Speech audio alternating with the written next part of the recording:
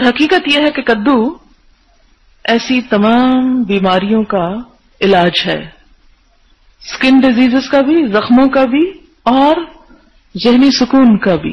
ذہنی سکون بھی اس سے ملتا ہے. یہ رات ہی میں پڑھ رہی تھی ایک اخبار، اس میں سے ایک آرٹیکل تھا کدو کے بارے میں. کہتے ہیں کہ ایک شخص پاگل ہو گیا، دیوانہ ہو گیا، گرمی لگ گئی تھی اس کو، پتہ نہیں سن سٹروک ہوا اور اس کے بعد پاگل پن بھی ہو گیا. تو اتنی شدت تھی پاگل پن کی کہ جسم میں اتنی قوت کے بغیر کھائے زنجیریں توڑ دیتے.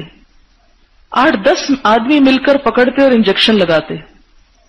تو حکیم صاحب نے علاج کیا کیا کہ ہرا گھیا یعنی کدو منگوایا، کدو کش کر کے دہی یا چھاچھ میں ملا کے اس کی مالش ہاتھ پاؤں پہ خود کروائی، کدو کا رائتا کھلایا اور کدو روغن میں منگوا کر سر پہ مالش کی، کن پٹیوں پہ کدو کا حلوہ بنا کر کھلایا. یعنی کدو ہی کدو ہر چیز میں، مالش میں بھی، تیل میں بھی، کھانے میں بھی، پلانے میں بھی، ہر چیز میں.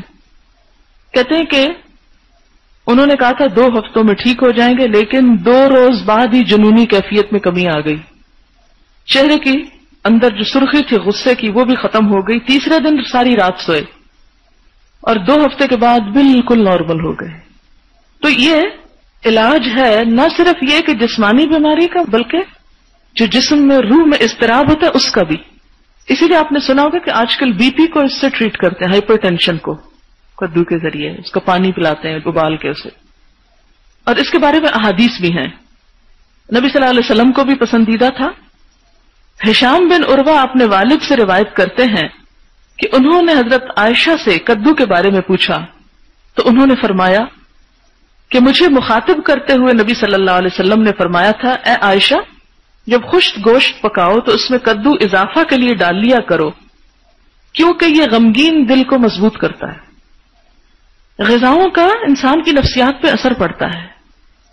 حضرت عطا بن ابی رباح روایت کرتے ہیں کہ نبی صلی اللہ علیہ وسلم نے فرمایا، تمہارے لیے کدو موجود ہے، وہ عقل کو بڑھاتا اور دماغ کو طاقت دیتا ہے.